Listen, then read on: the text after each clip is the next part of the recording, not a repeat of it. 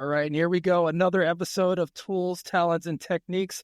I'm your host, Dustin Sutton, and with me today we have Jamar Williams. He is the founder and CEO of Promo Drone. We're going to talk a lot about that and about his journey and everything that he's learned along the way. So here he is. Jamar, welcome to the show.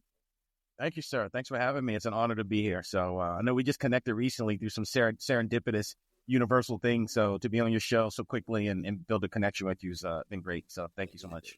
No, right away. As soon as I heard about what you were doing, I saw it, and I was like, oh, that's cool. And especially the way it came to me, but from a trusted resource. And then somebody else was like, you should really talk to Jamar. It's like, talk about serendipity. The universe sometimes just all winks at you sometimes. So I'm really excited to dive deep into your journey and what you're doing and how you got here. So, but before we do that, could you just briefly say who you are and a little bit about what you do? Yeah. I'm a Baltimore boy now living in Southern California and San Diego, which I'm so privileged to be able to have a business in this part of the world that's so environmentally beautiful and welcoming to just small business growth. I'm a creator at heart. So first and foremost, before anything, I like to see the world from a different perspective and connect dots where most people don't connect dots, whether it's through music, whether it's through art, whether it's through building businesses with technology. I just enjoy the process of ideation and bringing things to fruition and then running my big old mouth about how cool I think this stuff is. So, well, you're in the right place for that. You're in the right place. Yeah. I don't mind being the mouthpiece for cool stuff. So, well, and you know, that's what's so fun about this and why I'm so excited about having this conversation, because there's a certain excitement in entrepreneurship and there's ups and downs and all the way around. And you could feel it when somebody really believes in what they're doing and who they are and what they're doing. And you really epitomize that. You know, you hit that nail on the head. I want to talk about how you got here, though. So let's talk about the origin story. You bring up Baltimore. Where does this story begin? Yeah, so this is the adventure. This is my trek across the country. So, you know, I don't have an aviation background. I was raised by a tech father. So my dad's very tech savvy. So I was fortunate enough to grow up in a household where I got to lean over my dad's shoulder, watch him build computers. And you're talking early 90s. You know, I still remember getting our AOL CD-ROM in the mail and popping those things in. You know, that was our first version. But to be fortunate enough to be exposed to that so early, it kind of, you know, it was the duality to some of the challenges that come along with growing up in Baltimore, you know, so to speak. But I went to school in New Jersey. I got my degree in business management in New Jersey, and I spent a lot of time in New York wanting to be close to the music scene initially, right? My you know, as hip hop artist, writer, producer, and performer, I was like, I want to be big in the music industry, right? So my whole thing was my way to express myself has always been through my voice and through creative writing. Really, that was my big thing. But really, it's telling stories in a cool way and getting people attracted to it. Got into banking after going to college as a way to, you know, pay the bills, time to get out from under the parents' roof and be on my own. So I got a job in banking and didn't realize how much I would enjoy it. It was kind of one of those like necessary evils where I want to be rapping. I want to do my big music career. I don't have to go get a job. You know, that is my job. But I got into banking and it really started to open my eyes up to other ways to interact with people, not just from this creative music standpoint, but adding value to them from like a fiscally responsible, like helping people make important decisions about their money in the path of that, you know, and the impact that that's going to have on their families. And I was like really excited about that. So now I'm in this, you know, this new corporate career at various different banks in the noble profession of banking. And it taught me a lot about customer service. It taught me a lot about building strong relationships. It taught me a lot about caring about someone else's journey and their ability to be successful as well. And I really took a liking to it, but it wasn't necessarily, you know, my number one passion, but it taught me something and added a lot of structure to some things. And I always equated to Clark Kent and Superman, right? So my Clark Kent would be at the desk during the day, helping people like, you know, like he was at the Daily Planet. And then after work, I would take my suit off and then the S would be revealed and I would go off and do my music, right? So yeah. I was kind of a musician by night, banker by day. And because there's a lot to explore. You just said a lot of things, but in between there were some gems. So, okay, let's go back to when you were growing up and you talked about the AOL. And were you strong in like math growing up? And because here's the thing, you have both sides, right? Because you worked in banking, you have that side, but then you also have the music and the creative side. How did you navigate that growing up when you were, middle school, high school age? Middle school, high school age, I was a very different person. Yeah, I wasn't. Math was my worst subject. I was always into English, history, and science. Right? I was, combining things, creating reactions to things. That's like a form of creativity to me. So it's a different way for me. So I was very good in science. I was very good in English, and I really loved history. So I loved learning about what's come before us and some of the things around that. But math, I didn't have. It was boring for me. And so in banking, fortunately, you do math, but computers do most of the math in banking. They're mathing for you most of the time. I was a relationship person. So after becoming a teller for just 2 weeks, I got my first promotion into what was called a relationship banker role. So now I'm sitting at the desk across from people, getting to understand them. And I was really good at that. Ultimately, having my own branch at 2 different banks and becoming a institutional trust guy and a business banker. But really, banking was kind of the foundation. But what launched it and leveraged my skills was relationship building. That really is what made me successful in banking. And banking is really about relationships, gaining trust, being able to do the right things for the right people. And then money is one of the most sensitive things people, have in their life, other than their family and their health and their religion or whatever they believe in. It's like, their money, it's the most trusted thing. So really it comes down to relationships more so than math. How do you speak to someone in a way that they're going to relate to and do right by them so that they can trust you and you have the best intentions to do the right thing. So that's really what banking was for me. When you were in college, when you were in school and you were MCing, DJing, like just in the music, like what was your main mode? I know you do a lot of different things, but like what was your rap was my dream thing. focus? Like other than getting out of college successfully, going away for school was the best thing that could happen for me from a personal development standpoint. It got me out of Baltimore. It got me around a new environment and new people. And if you've gone to college outside of, if you're actually staying on campus and living on campus, it's like a mini ecosystem of the world. There's diversity there. There's diversity of thought, of character, of people, of potential, of outlets and creativity. So I had an audience now, right? So now this is now I have a fixed audience of thousands of people that I can express myself to. So I would do spring fests. I would do all the rap. I would do all the concerts, the battles, and get trophies. I would do it all. So I was like a superstar on campus. So what that did was it started to help build my confidence, right? It gave me a sense of value that, I think I was looking for in the wrong places, which got me into some situations when I was younger. And then going to college, the light bulb went off of like, oh, wow, the world is bigger than just that small area that I was accustomed to. So I got to see the world from a different perspective. I got to feel like my voice had value for the first time. And that made me like never want to go back to like my voice not having impact, not having power, and not feeling comfortable being able to express myself. So that was the beginning of my ability to like really have an outlet with my who I am and my beliefs in myself.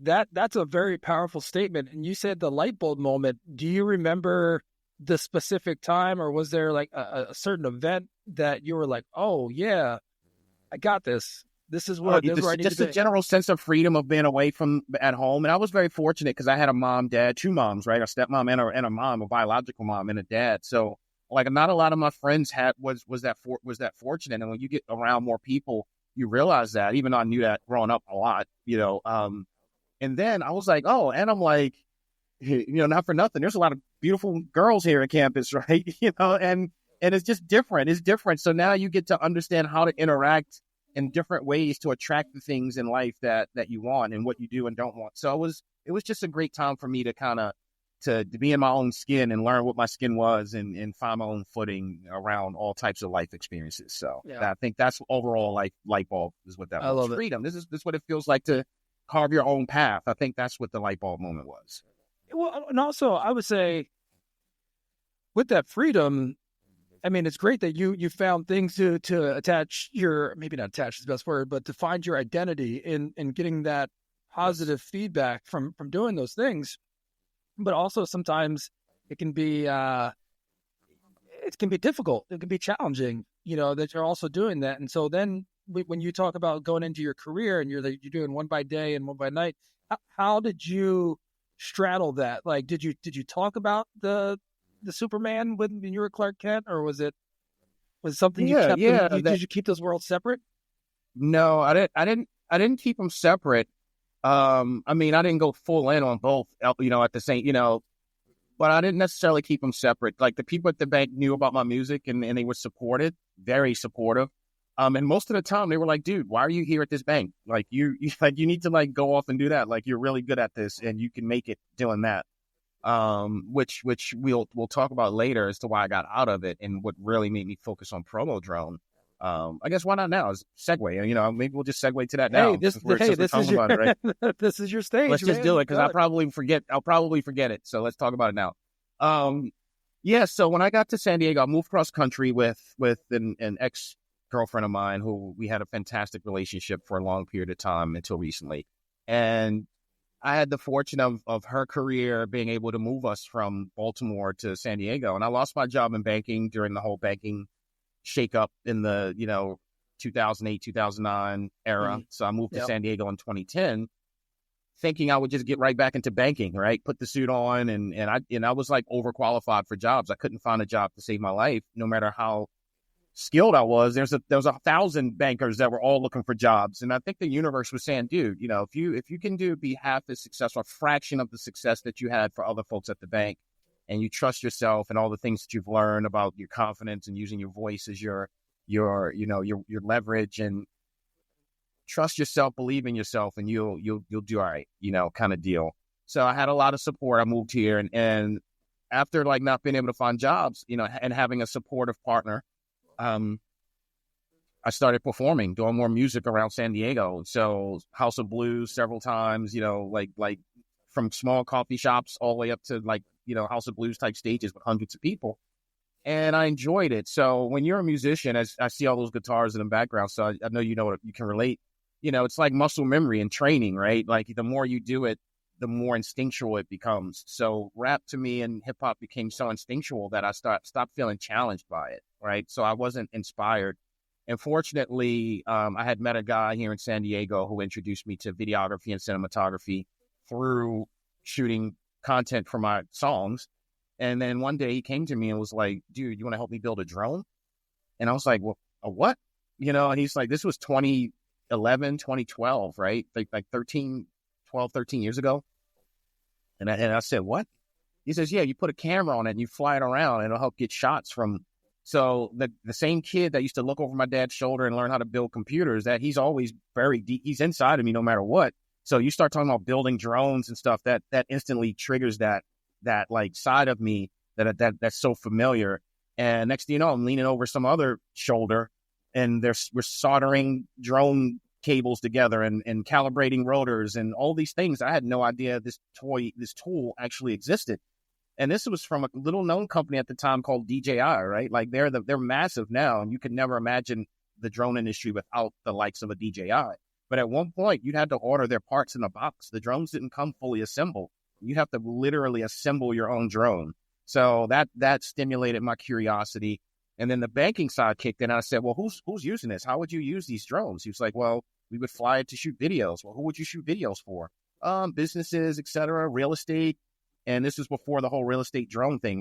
I was one of the first drone pilots, and with my old business partner at the time, to get into using drones for real estate. So the business development side of me, the customer experience side of things that I learned in banking, the relationship building, allowed me to go out and start finding agents and finding businesses and building those relationships. And now I'm shooting videos and flying drones for that kind of stuff. And the music, which wasn't as challenging for me, was being replaced by something that was a brand new challenge for me. And that started to take precedence because I was inspired by the newness of it. I was inspired by the opportunity to have my impact there. And then one thing led to another. And as we were flying drones, people were coming out of their houses. What is that thing? Oh, I've heard about those. And then that curiosity led me to say, okay, if people are coming out of their house to look at my drone, and that means they're not watching television, they're not on Facebook or Instagram or some other app, right? Good, bad, or indifferent, whether they love it, hate it, or threatening me with it, they're paying attention. And if you can get somebody to pay attention, even for more than a fraction of a second, that's advertising. That's marketing. So what would happen if I could capitalize on that attention by putting some sort of advertisement, marketing, or message on there that would allow me to say, hey, because you're looking at my drone and you're already compelled to look at it, I've got you. I've got what's called engagement. I've got an impression, which could lead to some sort of positive outcome. And that was literally the birth of Promo Drone. The homeowners in San Diego paying attention to my drone gave me the idea to start a business where people look at my drone intentionally. So there's a lot of different lessons that you've learned and tools that you've gotten from these other aspects of your life. But as most entrepreneurs, all entrepreneurs know, it's not a straight line. It's not linear. Now that you've been in business and you've gone some ups and downs and spread some more ups and downs and some more ups and downs, can you walk through like some of the biggest lessons that you've learned, especially let's start like earlier on, because everyone's like, oh yeah, like this is how it's going to work. And then you like hit a roadblock or something happens. You're like, didn't see that coming. But like, what's been your journey as an entrepreneur? Yeah, I would say first, just try to be as authentic as you can to yourself. Right. And I know that's kind of like this, cliche thing to say, but the more aligned you can be with things that you feel is in your purpose or something that you actually are genuinely caring about, the more you'll be willing to tolerate the ups and the downs, right? So do something for the purpose and the passion of it, and that can have impact, not just for the money or because it looks glamorous, because you'll burn out sooner than later. And you have to have tenacity and consistency and all those things to sustain any business, especially as a startup, when you don't come from necessarily the most affluent backgrounds, of things where you just don't have money at your disposal to waste on trial and error. Also, I would say, be patient and realize that you don't know what you don't know. And there's a lot of things out there that we think we want, and we think that things are going to have a certain outcome, but you have to be open to the idea of pivoting and changing and maybe restructuring what your initial dream was in order to get the best out of what you want, from your journey. The other thing is find good people to surround yourself with that have gone through the process, that'll keep it real with you, not only about how good you are, but where you need improvement, right? That'll help you, because that'll help you navigate some of the decision making in a way where you don't have to repeat as many mistakes, if you can learn them. My dad used to always have a saying, and I don't want to get too, I don't know what the rating is for this, but I'll try to keep it PC. My dad would always say, you don't need, what smeared in your face to know that it stinks, right? Kind of deal. So, so if you can avoid... By the way, you can say whatever you want. We can... All right, there you go. Well, my dad would say, you don't need shit smeared on your face to know that it stinks, kind of deal, right? So what he's saying about that is if you can learn a lesson from someone else's mistake, you don't have to repeat the same thing, right? So connect with people that have gone through it, that can offer advice, but also know that you're going to have your own journey, and no matter what, you're gonna have to go through the process. So find something you're passionate about. Know that you don't have all the answers. Be open to making pivots and changes, and surround yourself with people that have gone through the experience that can offer some perspective that'll help you feel like you're not on an island going through it. Yeah, that's some of the fundamental things that have helped me. Sage words. So let's talk about mentorship or surrounding yourself, because not all mentors look alike. Like you said, just when you surround yourself with people, they could be older, younger, different industries. How have you gone about finding those people in your life, or has it been an intentional way that you've done that? It's been intentional, but it's been the product of things that I've affiliated myself with, right? So one thing that I did early with this business is start joining business accelerator programs, right? Like look for the programs in your area that are usually free, that don't take equity, that are community based, that want to see businesses grow, because our communities are incentivized to create economic advancements, right? We want to create jobs. We want to put people to work. We want to have sustainable products that can grow and scale and have the impact on the world, right? So that's capitalism, but positive, healthy capitalism, right? Not the greed and everything else that comes along with stuff, but positive, healthy capitalism that allows us to take our life in our own hands, create products and services that can inspire people and create jobs and create economic incentives and opportunities, not just for you and your family, but for other people. So these programs are designed to help leverage that, especially in underserved communities where maybe the resources are lacking. So no matter what your demographic is or whatever your background or experiences are, there's an opportunity for you to align with programming that'll put you in the room with the right people, the right mentors, the right advisors. And then it starts to build your mindset. It gives you a perspective on, oh, wow, I didn't even know this existed. So that whole, you don't know what you don't know, put yourself in a room full of the right people, and they'll start to show you things that you didn't know. So as you start to uncover new things, you make a natural alignments with people. And then people will say, oh, I know a person, I know a guy or a gal that will be great to help you with, understanding your finances or understanding you with how to structure your sales or to help you review your sales agreements. And a lot of times these are altruistic people who have time, who have the passion and the alignment to want to help people that they see a little bit of themselves in. So put yourself in the right rooms, go out and look for it. But if you just sit at home and you're like, I have a business, and you're scratching your head, every moment, and you're stressing out your spouse or your kids, you don't want that. Yes, that's going to happen naturally to some degree, but get out of the house, go find some programs that are people that have already done it, and those things will tend to start to flow into your world. So. That's amazing. And so being intentional with that. So have there been any specifically that have been the best for you, or like certain people in your life that you're like, oh, that person was the turbo booster for what I'm doing? All throughout my entire career, I've had people that have believed in me, and I'm so grateful. Like, I think when we think about development, not just professionally, but personally, one of the things that I've come to realization in the last few years is just gratitude, appreciation, and just how many people have poured themselves into helping me be successful. Like, there's no such thing as a overnight success or a self-made millionaire, right? Like that, the concept of, yes, it could be your idea and you're building up, you're the one putting in the sweat equity more than most people, but you're not on an island. People are coming in and out of your life that are providing lessons, bringing opportunities, resources, perspectives, financing, whatever it is.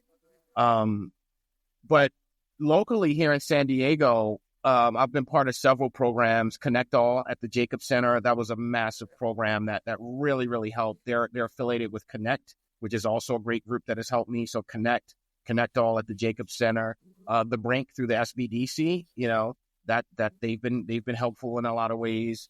I've done the Cybertech community cohort. I've done several, man. I'm like always in one. I haven't done one recently because I'm kind of like, all right, time to I'm taking those lessons and really, really applying them. And I've become more of an advisor and mentor myself now. So now I've taken all their advice and mentorship and helped get my business to a position where we're destined for some really great things. And I find that other entrepreneurs are coming to me now, and now I'm taking on some of that advisor mentorship role. I love having interns, so I love grooming new talent. I love exposing folks to things because I believe exposure is the way to success, right? Getting people out of their comfort zone, showing them things that they didn't know existed.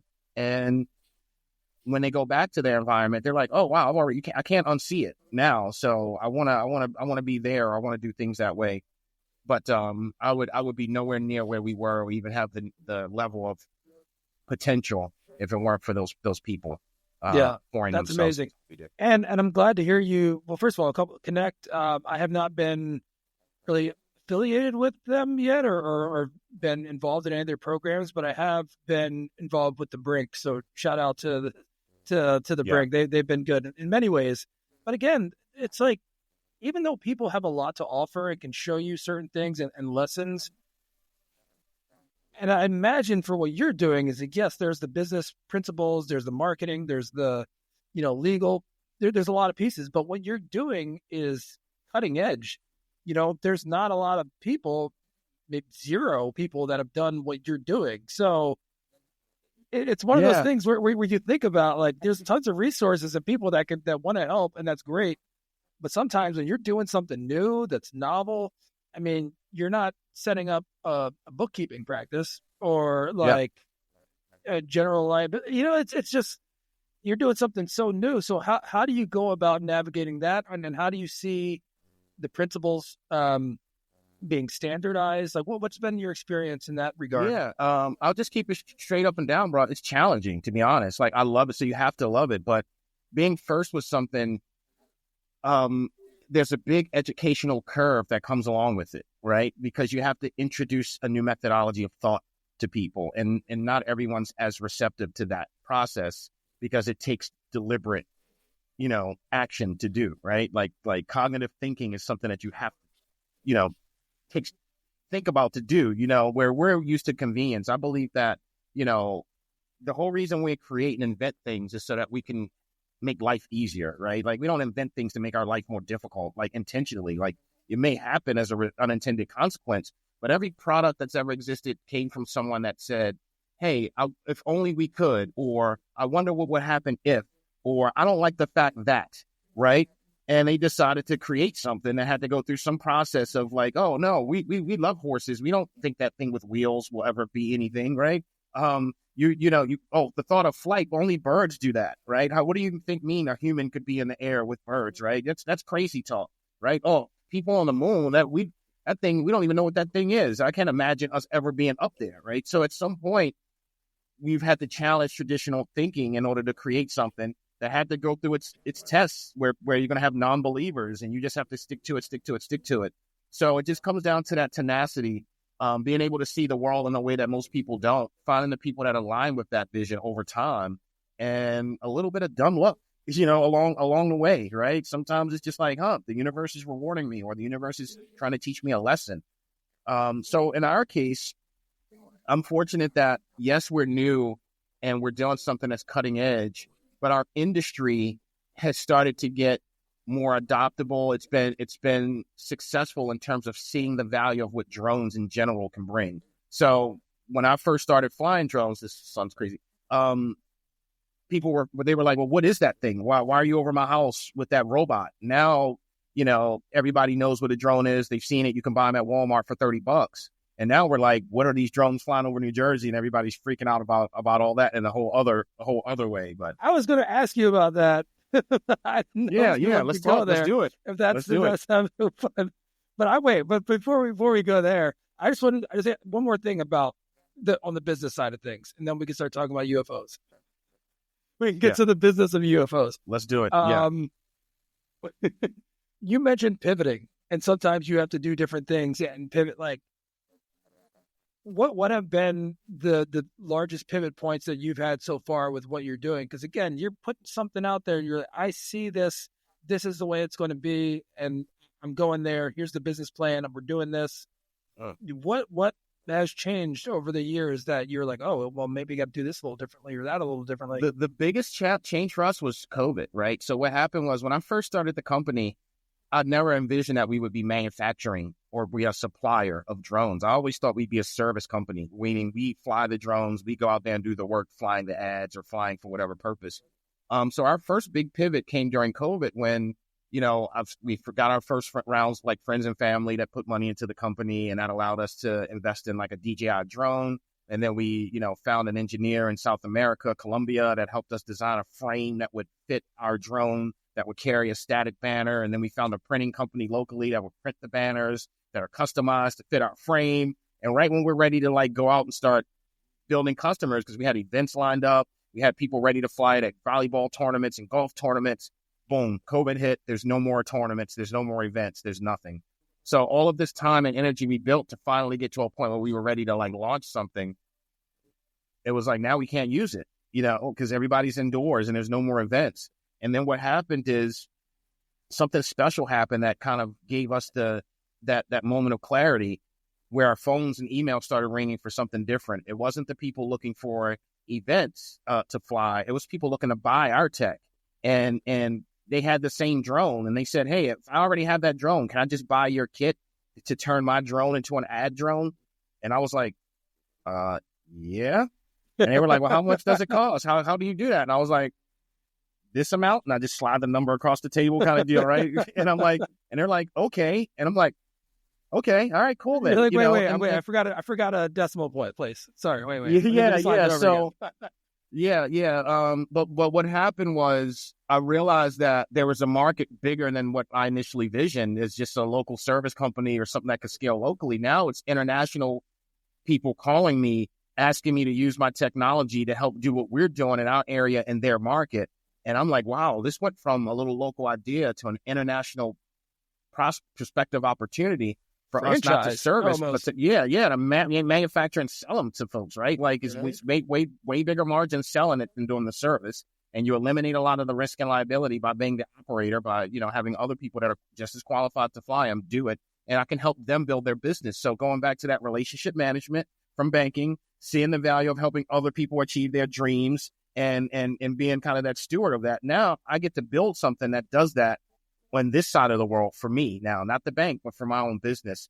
And that led us to our first pivot of becoming more a manufacturer and supplier than a service provider. Right. Oh. And then we've had another pivot, I would say, in the last 2 years where since we started to go digital and look at programmatic outdoor marketing, well, hey, if this drone's in the air and it's giving messages, what if it can help save a life, not just promote a product or a sponsor or a QR code for some sort of, commerce-based transaction? What if it's a missing person alert? What if that is a shelter-in-place alert? What if that's something that could save a life?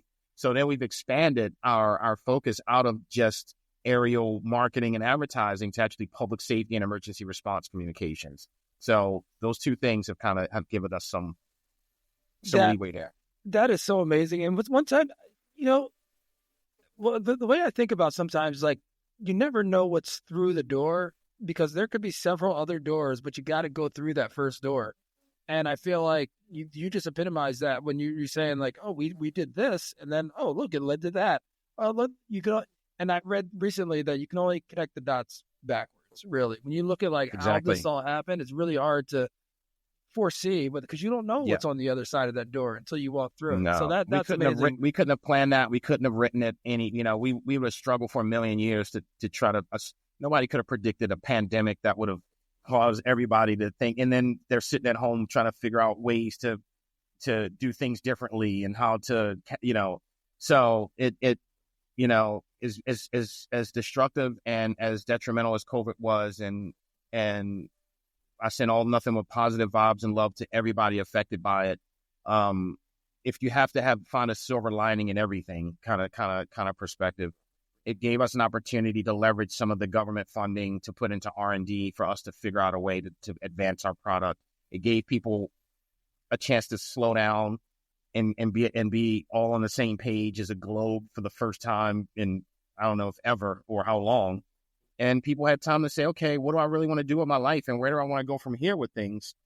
And we were part of some people's story, and that we couldn't have written it out. We couldn't have planned that at all. Man, that's amazing. And congrats on your success. I mean, I know Thank you. As an entrepreneur, it doesn't always feel that way, but, I mean, I know it. I know it. And you're doing some great stuff too, man. I'm so inspired by what you're doing over there, man. Like and you've got this diverse thing happening with being a founder and having the podcast and then trying to be creative and having a family. I know how demanding that can be, man. So kudos to you thank too, you. just for being able to create opportunities for folks like myself to even have a platform. Yeah, well, I mean, absolutely. And what you said before about going, where you find joy, and I feel like there's so many things in my life that I'm exploring more, and I've had this podcast for over a year now, year and a half, and I love it. I get to have in-depth conversations with people doing great things, get to develop relationships, get to give people a platform to showcase what they're doing. So I love it. And the ranges stuff, again, you never know what door you're gonna walk through, but to see that develop and how that's happening, I wouldn't have guessed in my wildest dreams that this would be happening. So I pinch myself sometimes. BCR, there's so many different things, and even my day job, which is commercial real estate with Meisner, I love it. I mean, I get to work with our clients, our team, the community. It's just all good stuff, and it all comes from a place of exploration and seeing, like, this feels good over here. Like, I want to do this. I want to try that, and I love it. So I appreciate you. Thank you for saying that. Kudos to you too. Kudos to you, sir. Yeah. Let's talk about these UFOs. let's do this. As of now, it's mid-December 2024. So people that are listening to this in the future, what's going on over New Jersey right now? What's your take on all this? Yeah. This is an interesting topic. First and foremost, people ask me all the time, is that your drone? Is that your drone? So I'll preface with, for those who don't know what our drone looks like or what it is, could easily be mistaken for what they are classifying as a UFO. Like, we have large scale drones. Our drones are about 3.5 to 4 feet long drones. and they are outfitted with two ultra bright LED display panels on it that are used for literally illuminating messages and projecting, at 5,000 nits, and you can put whatever you want on there. So you literally could just have it strobing lights if you want to versus, so people could easily identify something like this at night for something, that it's not. So that sets up a framework for understanding how drones operate. First and foremost, tinfoil hat guy in me, will always say, we don't know everything. Like we'll never have access to everything until it's so apparent that there's nothing else that can be done, right? And even then, there's probably a little bit we still won't know. But with these drones, there's a certain way to operate drones in compliance, meaning 90% of the drone operations are during the day, and they're in certain airspaces that have different classifications, that have different levels of modus operandi to access, right? If you're in Class G airspace, you can fly your drone, as much as you like within a 400 feet altitude limit generally. When you're in Bravo, Charlie, or Delta airspaces, you have to get some sort of approvals, or, sometimes the approvals are instant. Sometimes they have to go through the FAA, some person at a desk somewhere is reviewing it. But generally speaking, drones are in the skies now. There's over 1 million registered drones in the U.S. and probably double or triple of that people that just haven't registered their drones because they don't know they need to or they just don't care to. So you're going to see lots of things in the air. And as a society, the only data we have is data we've seen secondhand through videos and things like that. And we live in a world of AI. We live in a world of misinterpretation. All I can say is if the drones really were bad drones, there would be some sort of regulatory body, governing body that would have intercepted these things by now, right? In terms of, unless we want to get into this whole UFO thing, but barring that, it's a conversation for another day. Okay. And I'm into this stuff. I'm reading a book called The Elegant Universe now, and it talks about string theory and alternate dimensions and things like that. And, but without having enough data to support that claim, it would just be, and a guess, like anything else, my own tinfoil hat. I don't know what people are saying. I know that we have seen things that have been misidentified. I know we've seen things that are misclassified. And all we have to go on is the FAA saying, hey, these are drones, which you're going to start getting used to seeing drones in the air. They may be bigger drones, but a drone can be as big as it is if that person has authorization to fly that drone, right? Up to 55 pounds you can fly under what's called FAA Part 107 regulation. So that's the weight ceiling to have this certain certification to fly drones. I'm a FAA Part 107 certified pilot myself, meaning I can fly drones for money commercially and in compliance as long as they meet certain restrictions. Our current drone's a 47-pound drone with our payload on it, right? If people are just used to seeing little small drones and our drones up at night with flashing lights on it, they might mistake it for a UFO. So I give a little flexibility in that area. I think what happens next is eliminating those 90% of things that we know are misclassified or drones that are just being used in compliance. It's finding consistencies in that other 10%. Okay, these drones are performing maneuvers that drones that we know of aren't capable of performing. They're in airspaces that they should not be in, and we can't detect them, right? Is that the case right now? No, it's not. At least that's not. So far, that hasn't been the case, right? Okay. At least that's what we're being told, that hasn't been the case. And, the only people that really know that are the people at the FAA and the government that are working. But if we're going by the information available, that has not been the case, right? So until we do have enough of those that are apparent, that are out of compliance, that are performing maneuvers that no technology we know that can do, and we can replicate that across various, sightings, it's kind of hard to make an interpretation of it. So I don't think it's anything nefarious. If it were nefarious, like most people say, they would be shot out of the sky right now. If it was a matter of national security, those things would be shot out of the sky. Is there a potential for psychological operations, sway public opinion on our defense capabilities, on our response to hostile or bad actor deployments? Who knows, right? Like part of my brain would love to say yes, because but the professional in me that lives in this world would just say we don't have enough data to make that decision yet, but I wouldn't put it out of the realm of possibility. deal. So that's where I stand on it. Until we can, further examine it and create from a scientific standpoint an approach where you create hypothesis, then you have an experiment, then you can replicate that experiment enough to that it becomes a law. We haven't reached that level of scrutiny on these sightings just yet. But it doesn't mean that the experiment won't lead to an outcome that we have a hypothesis on. So that's how I approach it. Okay, so not aliens. I don't know. That wouldn't be my first conclusion. But what I would say is, if we look at something more tangible, you look at this new chip that Google has that's able to calculate, a problem that would take 10 sextillion years or whatever it is, and a number that our brains couldn't even fathom, and we're able to do that in 5 minutes. And then they say the only logic that they have is that could come from a parallel universe kind of deal, right? And we're doing these experiments in Europe with smashing atoms together and creating all these who knows what really is happening? That's above my pay grade and my brain capacity right now to really make a decision on. But I'm curious. I am curious. I am curious. I am inquisitive, and I do read things that help to further my assessment of potentially what could be happening. But we need more data. That's my ultimate takeaway. Is we need more data before we make a definitive conclusion as to what's happening. All right, I like it. Need more data. All right, So what's next for Promo Drone? You mentioned a couple of other things, the avenues that you're taking, whether it be search and rescue and, helping in other aspects. Like where do you see things going in the next, 2 years, 5 years, 10 years?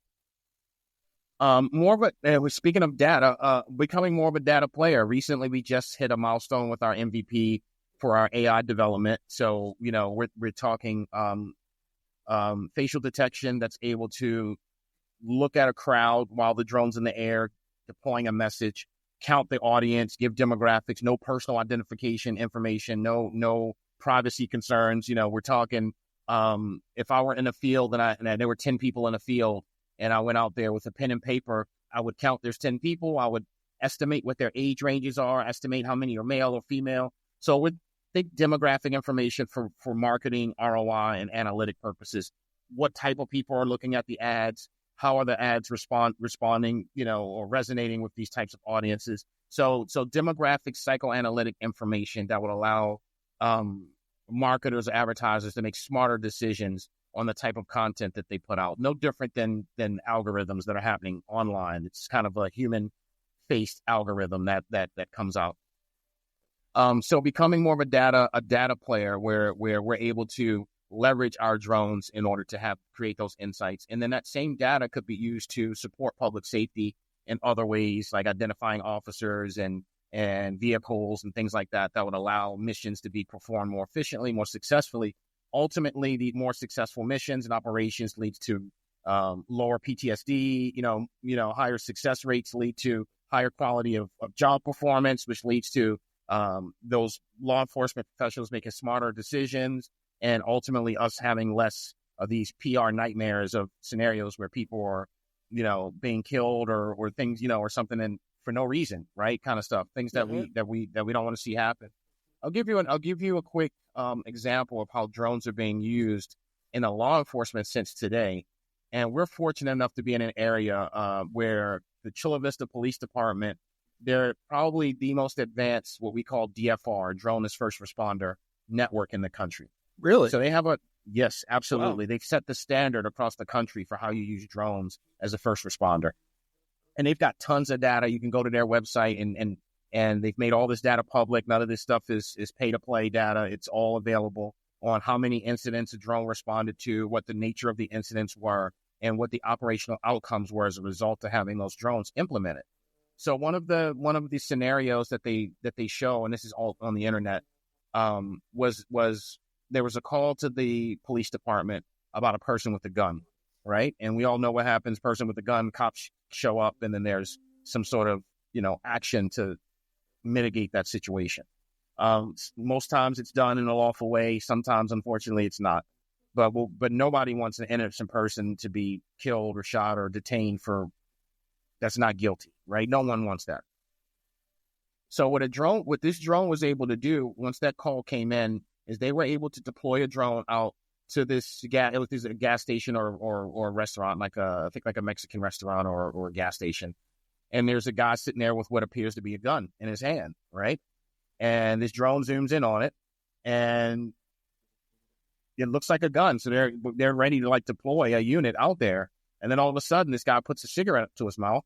He pulls the trigger on the gun, and a flame comes out of the tip of the gun and lights his cigarette. So it was literally a cigarette lighter shaped like a gun. Right now, I don't know why anybody would walk around with a gun-shaped cigarette lighter, especially in today's climate. But it was no need for cops to be deployed because it was not a weapon, right? So, and if they were deployed, they don't come aggressive and hostile, ready to, defend, so to speak. They're showing up to say, just to say, hey, we get it. It's not a lethal weapon. However, it can be misconstrued as one. You might want to just be aware of that because people are calling the cops about kind of stuff, right? As opposed to showing up, guns drawn, man with a gun, bang, someone's dead, and all the information they had was he had a gun-shaped object.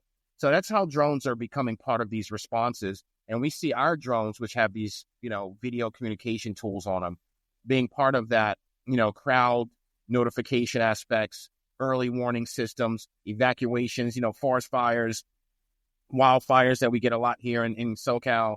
And then the likes of the Floridas and Georgias that have these floods where they're not, cell towers are flooded out, the comms are gone. How do you connect people and let them know help is on the way? How do you give people important information to say, go this way, not that way? Don't run towards danger, run away from danger, right? There's only so many helicopters that can fly around an entire county or an entire, city. And we want to help those efforts. So ultimately, my passion has become helping to save lives, helping improve the information dissemination, and so that people can do their jobs better, and the people that are being responded to can feel better about the people that are coming to provide aid for them. Right? How do you think about privacy? And I mean, I know you have to, especially as you're talking about data and capturing people's images and faces. I'd imagine at events, it's one thing, right? Like you have to sign a waiver to go inside to this venue and, they could use your image for whatever. But then you're talking about capturing people's images just flying around the city. I mean, how do you guys think of that? Yeah. So it's no different than if you were walking around with your cell phone and you have a right to record in public. There's no law, things you have a right. If you pull your cell phone out right now and you're at the beach and you're just filming, your kids play at the beach, all those people in the background, you now have their data. You literally, they're caught on cell phone, and you could literally go home and say, oh, that appears to be a woman, that appears to be a man, and make your, so we're within all the laws, right? The thing that we are very sensitive about beyond that is like, we don't capture any of your personal information. I don't know your name. I don't know your social security number. I don't know your address. I don't know what type of car you drive. We're not interested in that information. The only time that comes into play is when you opt in. Example, the drone's flying at an event or at a beach or somewhere, and it's doing some sort of promotion, and we're capturing AI analytics. And it says a message comes up on the drone that says, scan the drone, which could be a QR code on the drone. And it takes you to a website that says, because you interacted with this drone, enter into a chance to win, free hot dogs from Jane's hot dog stand, which is on the beach, right? But you have to put in your name and phone number and email so that they can contact you if you win. And then they have a disclaimer that says your information will be retained for marketing purposes, blah, blah, blah, right? But you're opting in and you have the opportunity to make that decision. Otherwise, we're not interested in any personally identifying information about you. It's not relevant to the market that we're in. It doesn't create any additional value to what we do with that. Ours is literally, it's demographic, what's available through the naked eye. So we're not doing anything different than someone would be able to capture with a cell phone or with their naked eye. We're just able to quantify that information without personally identifying that person. So that gives us very clear operational structure around how we're around privacy. Got it. So before we take off here, is there anything else? And we'll share all of your information, like where to find you on the show notes. So, is there anything you want to leave the audience with? Any words of wisdom, lessons learned? I know you dropped some gems here, but is there anything specific that you want to make sure that you get across? Yeah, I would say, go forth and be fruitful, man. Like take the risk. What the risk is the biggest thing, man.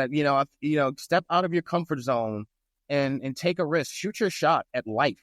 Kind of deal. If you want it, you see it. I look at the likes of the Bill Gates and the some of the most successful people, the Elon Musk, and I'm like, they get up every morning, they breathe the same air. They gotta, they do the 3 S's just like we do, right? They put their pants on. They have the same 24 hours in the day, and they've managed to accomplish tremendous things. They're not superhumans, right? They have their way of doing it. And not saying that you need to be Bill Gates or Elon Musk, but you can be your version of them in your own world, even if it's touching the lives of other humans, even if it's being a foster parent to as many kids as you can to help, do that. If it's raising awareness on social issues, if it's helping to feed people, it could be whatever it is, but just be that, shoot your shot at being that person, that change maker in your world, no matter what that is. And that takes stepping out of your comfort zone, taking risks, and knowing that you're going to fail a lot more than you're going to succeed. But those successes push you a lot further than any of those losses ever will. So be prepared to go through it. Like you said, it's not a linear process. Be prepared for loops, hoops, turn, twists, going in reverse, blinders, rear view, shattered mirrors, like everything, right? The car will, even if it just sputters to the, it gets there, right? It's better than sitting back and envisioning what it would be like to be in the driver's seat, than to actually, being in one yourself. I'll take an old beat up rusted jalopy that I can push along and get to where it needs to be than to just sit back and envision me being in a Ferrari and never taking a step towards having anything, right? So yeah, I would say that. Take that first step, man, and believe in yourself while you're doing it too. I love it. It's easier said than done. Yeah, but it can be done and should be done. Yeah. Jamar, thank you so much for your time. Dustin, thank you, sir. I appreciate you. I'd like to take the chance to introduce our audience to Mr. Lee Mills and his company Pixely. Pixely is the fastest and easiest way to document and collaborate on your projects with photos, videos, tags, tasks like punch lists, reports, and dashboards. Thousands of customers trust Pixely, from large hospitals, commercial real estate professionals, and every size contractor and field service professional. Try Pixely for free.